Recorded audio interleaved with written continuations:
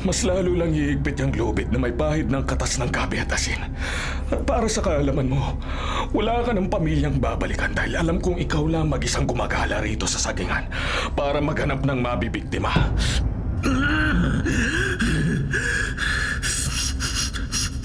Napapansin ko ang amoy mo. Hindi ka ordinaryong tao. Anong gagawin mo sa akin? Papatayin mo ba ako? Papatayin? Masyado namang marahas ang salitang yan. Ang tamang tawag dyan ay ihahanda. Alam mo, swerte ako ngayong gabi. Noong isang linggo, medyo matanda at matigas ang nahuli kong aswang sa kabilang baryo. Inaabot kami ni Kyle ng 4 na oras sa pagpapakulo para lang lumambot ng binti. Anong pinagsasabi mo? Pero ikaw, napakaganda ng laman mo. Bata ka pa, aktibo, at sariwang-sariwa ang mga kalamnan. Ang braso mo, panalong-panalo kapag ginawang adobo sa gata. Ang atay mo naman, siguradong malambot at hindi mapait. Napakasarap talaga nito. Natiti ako mag-uunahan ng mga customer ko sa Sabado kapag namoy nila to. Kakainin niyo ako! Huwag pakiusap! Huwag!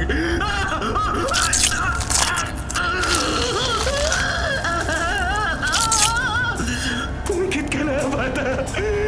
Salamat sa grasyang atid ng iyong karne!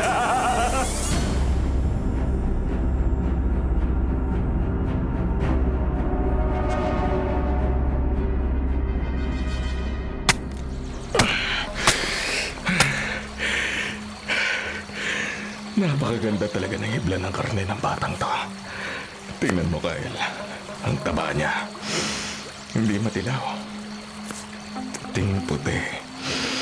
Suabing-suabi tong hiwain. Walang kahirap-hirap ang talim ng itak ko. Boss Bloody. Kitang-kita ko nga po rito sa sulo. Pero boss, baka masyadong malalaki ang hiwa mo sa braso. Baka lang ho, baka magtaka ang mga customer kung bakit parang pambihirang laki naman ho para sa karne ng baboy o baka. Hindi yun. Kapag lumubog na yan sa gata at lumambot sa kumukulong palayok, liliit din ang sukat niyan. Ang mahalaga, ihagis mo na rito sa may lambat sa gitna ng agos. Diyan sa tapat na malalaking bato kung saan pinakamalakas ang daloy ng tubig. Sige po, boss. Iuhulog ko na po itong mga binti. Boss, sandali lang. Pansinin mo, habang tumataba ang tubig ilog sa karne, unti-unting nawawala yung maitim na likido na lumalabas sa mga ugat, ano? Diba? Parang hinihigop ng ilog ang talas at laso ng pagkaswang huya. Yan ang sinasabi ko sa'yo. Ang kalikasan mismo nagbabanlaw sa sumpa ng lahi nyo. Kapag lumipas ang 24 na oras, malinis na yan. Walang may iwang sumpa o tulo ng laway na pwedeng makahawa sa mga tao. Pero boss, tuwing humahawak ako ng ganito, kinikilabutan pa rin ho ako kalahi ko to Kalahi mo nga, pero hindi mo naman kasundo. Tandaan mo, Kyle, nandito ka sa kusina ko dahil binigyan kita ng pagkakataong mabuhay ng maayos. Ang mga aswang na dinadala ko rito ay yung mga nananamantala sa mga bata at may hina sa baryo. Ginagawa ko lang silang kapaki-pakinabang. Alam ko naman po, boss. Utang ko sa inyo ang buhay ko. Kaya hindi niyo ako nahuli noon na nagnanakaw ng manok. Baka ho nakasabit na rin ang braso ko niya sa sabitan ng karne. Pero paano kung may makakahalata na tao, boss? Tingnan niyo ho yung mga customer sa labas. Halos mag-unahan sa pag-order ng adobo natin. Hindi nila alam ang totoong ibig sabihin ng mga pangalan ng putahin natin. Para sa kanila, kakaibang recipe lang ito ng baka o baboy. Ang mahalaga, busog sila at masaya. At higit sa lahat, ligtas sila. Grabe talaga ang talino ng lolo nyo, ano? Isang istrigoy mula sa Europa. Tapos, napadpad dito sa Pilipinas para lang magtayo ng lahi ng mga mangangaso. Akalain mo ang paboritong pagkain ng lahi nyo ay kami? Huwag mong masamain. Ang lolo ko, hindi lang basta kumakain ng aswang para sa gutom. Ginagawa niya yon para panatilihin ng balanse. Nung bata pa ako, lagi niyang sinasabi na ang pinakamagandang paraan para ubusin ang salot ay ang gawin silang grasya para sa komunidad. Kaya sige na, dalhin mo na yung mga nababad na karne sa eatery natin.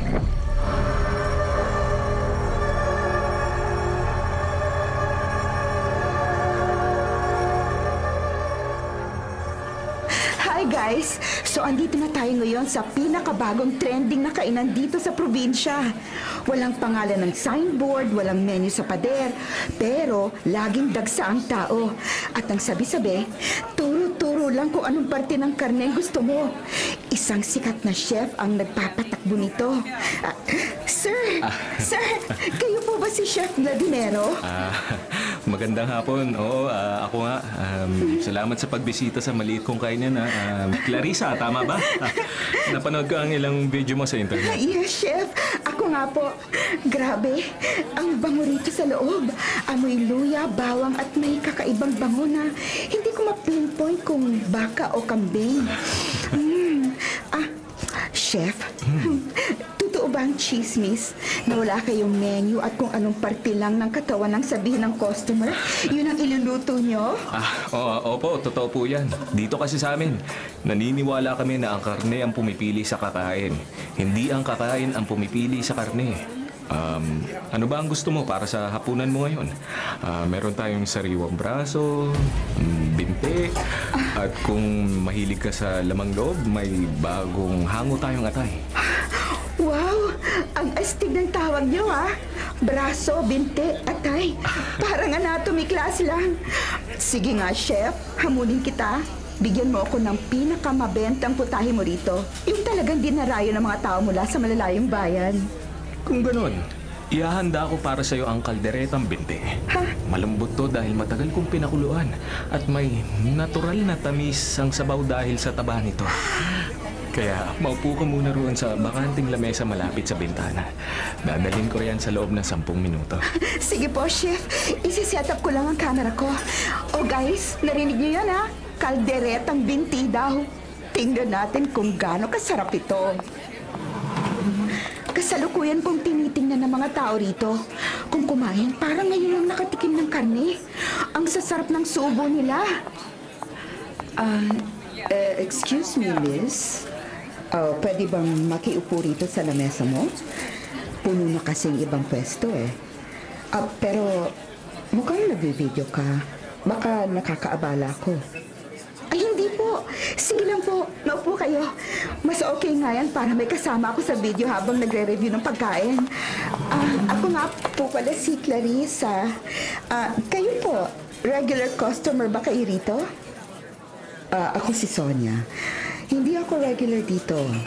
Katunayan, pangalawang beses ko pa lang ito pumunta rito. May hinahanap lang kasi akong kakilala na balita ko. Huling nakitang pumasok sa lugar nito. Ang talaga po ba? Baka naman mahilig din siya sa masasarap na pagkain. Kasi, balita ko po, sikat talaga tong si Chef Vladimero. Ayun na pala si Chef. Dalang pagkain ko. Ito na ang kalderetang binti mo, Clarissa. Subukan mo habang mainit pa. At magandang hapon po sa inyo, Sonia. Ngayon na kita uli nakita rito, ano ang sayo? May natitira pa tayong adobo mula sa braso. Magandang hapon rin, Chef Vladimero. Sige, bigyan mo ako ng adobo mula sa braso. Sige po. Gusto kong matikman kung gaano kagaling ang mga kamay mo sa paghiwa at pagluto ng karne. Wala pong problema. Sandali lang at kukunin ko ang sayo. Clarissa, sige na. Tikman mo na habang umuusok pa. Sige po, Chef. Guys, tingnan niyo to. Ang lapot ng sauce. Eto, titikman ko ng karne. Oh my God! Chef, ano to? Ang lambot. Parang natutunaw sa bibig ko, pero may kakaibang texture na parang karne ng usa na may halong manok. Ang sarap. Sobrang linamnam. Ang binti ni Romulo. Kaya pala hindi na nakabalik sa bundok. Ma'am Sonia, may sinasabi po kayo? Tikman niyo rin po itong sa akin kung gusto niyo. Grabe, hindi ako makapaniwala na may ganitong kasarap na pagkain sa liblib na lugar na to, Chef. Anong sikreto? Ang sikreto ay nasa tamang paglilinis at pagmamahal sa ginagawa, Clarissa. Kapag galing sa puso ang paghahanda, siguradong tatago sa puso ng kakain.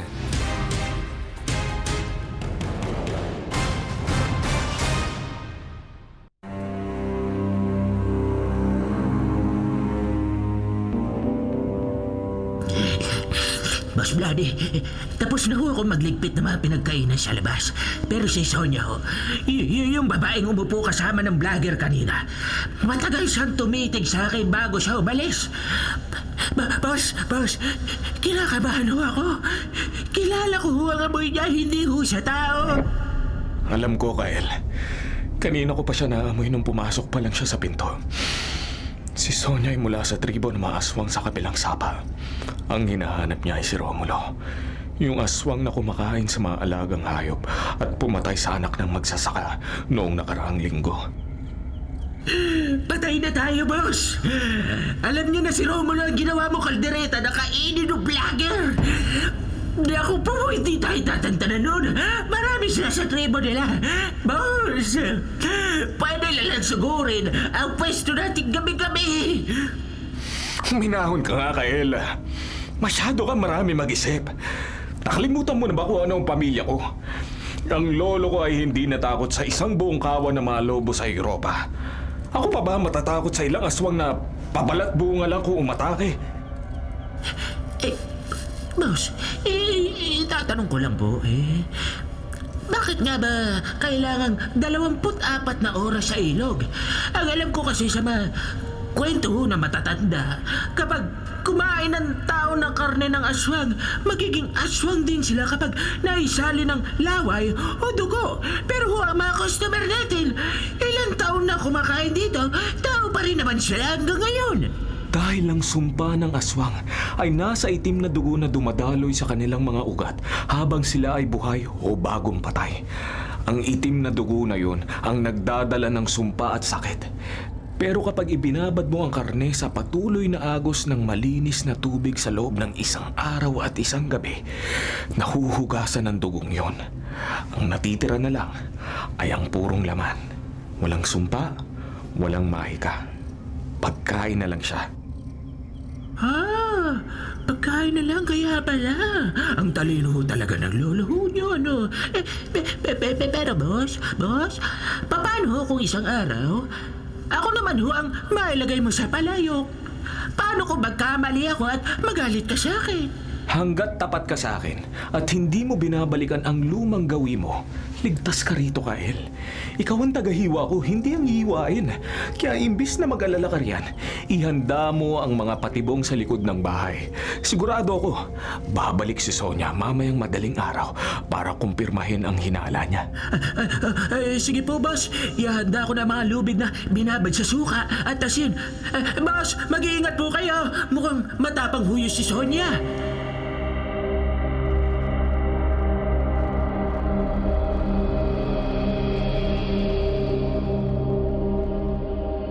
Vladimiro, akala mo ba hindi kong papansin? Ang amoy ng laman ni Romulo, kahit lagyan mo ng maraming pampalasa. Kilala ko ang anghang ng dugo niya. Ginagawa mong pagkain ng mga kalahi namin para lang sa mga hamak na taong ito.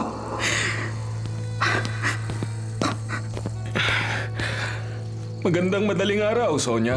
Alam ko hindi ka makakatulog ng maayos pagkatapos mo makita ang sikat kong kaldereta. Bakit hindi ka pumasok? Malamig sa labas. Anong ginawa mo kay Romulo? Nasaan ang iba pa namin kasamahan na nawala nito mga nakaraang buwan? Huwag kang mag-alala. Lahat sila ay naging kapaki-pakinabang. Nabusog nila ang mga nagugutom. Naging bahagi sila ng kalusugan ng mga taong dapat ay biktima nila. Hindi ba't magandang hustisya yun? Hustisya? Binababoy mo ang lahi namin. Kami ang nasa itaas ng food chain, Vladimiro. Kami ang nanginginain. Hindi kami ang kinakain. Ano ka ba talaga? Hindi ka ordinaryong tao. Ang amoy mo, may kakaibang pait na hindi galing sa lupang ito. Ang lolo ko ay isang strikoy. Kung may alam ka sa kasaysayan ng mga nilalang sa gabi, alam mo kung anong ibig sabihin yan. Para sa lahi namin, ang mga katulad nyo ay parang maligaw na hayop lang na kailangang bantayan. Paswerte nga kayo dahil hindi ko kayo pinapapatay para lang itapon. Pinibigyan ko kayo ng halaga sa hapagkainan. Mayabang ka. Dahil lang ba may dugo kang dayuhan? Akala mo, kaya mo kaming ubusin? Pwede kong sabihin sa buong bayan kung anong ipinapakain mo sa kanila. Tingnan natin kung hindi masuka at magalit sa'yo ang mga customer mo kapag nalaman nilang karne ng aswang ang kinakain nila. Sige, subukan mo. Sa tingin mo ba ay maniniwala sila sa'yo? Isang estranghero na biglang lilitaw at sasabing ang masarap na kaldereta ay karne ng aswang. At kung maniniwala man sila, sino ang mas katatakutan nila? Ang kusinero naghahanda ng pagkain? O ang aswang na tulad mo na nakatayo sa harap nila? Sonia, huwag kang magpakamangmang. Sasabihin ko sa kanila na magiging aswang din sila, na sinusumpa mo ang mga bituka nila. Walang maniniwala sa'yo. Walang hiya ka? Hindi pa tayo tapos, Vladimiro. Babalik ako at kasama ko ang buong kawan namin. Dudurugin namin ang kainan mo. Hihintayin ko kayo, Sonia. Siguraduhin mo lang na matataba ang mga kasama mo. Dahil medyo paubos na ang stock ko sa freezer para sa susunod na linggo.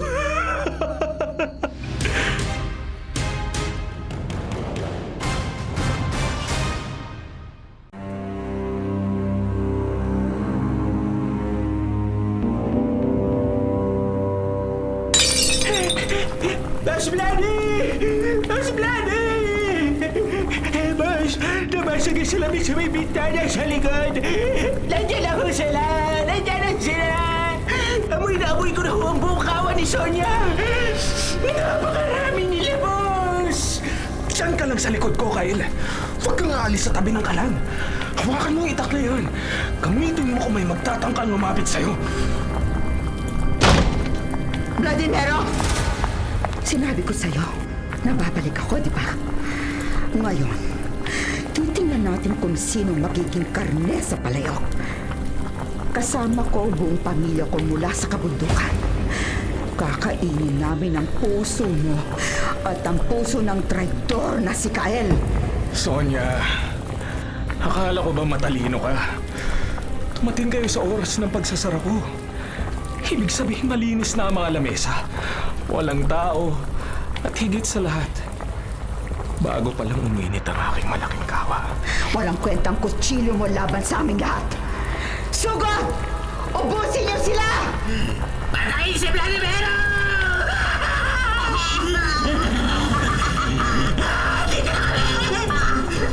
Hindi niyo ako mapapatay! Dahil ako ang mapapatay sa inyo!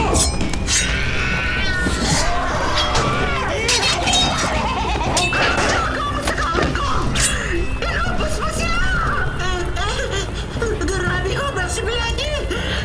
Natalo mo silang lahat! Kyle! Ang asin at suka! Isaboy mo sa kanila! Ito na ho, boss! Ito ang sa inyo!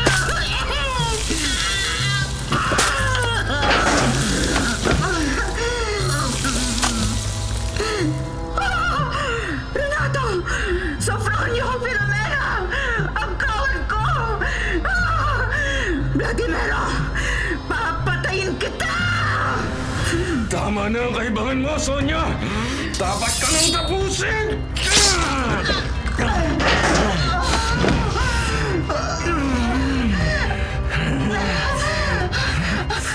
Ano tong time na to? Bakit hindi gumagaling ang suot ko? Dahil ang kutsilyong ito ay pagmamayari pa ng lolo ko. Pilak na may halong bakal mula sa lupain ng Romanya. Ang bawat hiwa nito ay hindi lang pumuputol ng laman. Pumuputol din ito ng sumpa. Sinabi ko na sa'yo, Sonia. Kulang ang supply ko ng karne para sa susunod na linggo.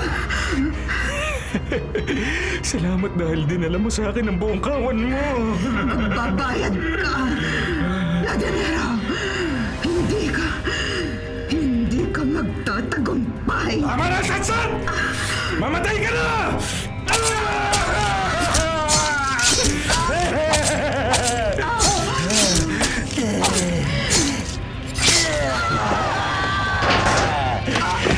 Tapos na ang laban, Sonia. Kyle! Tulungan mo ako! Buhatin mo ang katawan ni Sonia at ng mga kasama niya. Dalhin natin agad sa sapa sa likod ng bundok. Kailangan magsimula na ang 24 na oras na pagbababad sa dumadaloy na tubig. May malaking event ang vlogger na si Clarissa sa Sabado. Kailangan natin ng maraming atay at braso. Boss! Ang dami naman ito. Grabe, boss! Boss Bloody, ang dami nito Sigurado mapupuno ang freezer ho natin ito. Para sa isang buwan. Mabuti na yan. Para hindi tayo lagi nagmamadali sa paghanap ng supply. Ayusin mo na rin ang bintana pagkatapos Bukas na umaga, regular na operasyon ulit tayo. Ang mga tao, naghihintay ng masarap at malinis na pagkain. At tayo ang magbibigay nun sa kanila.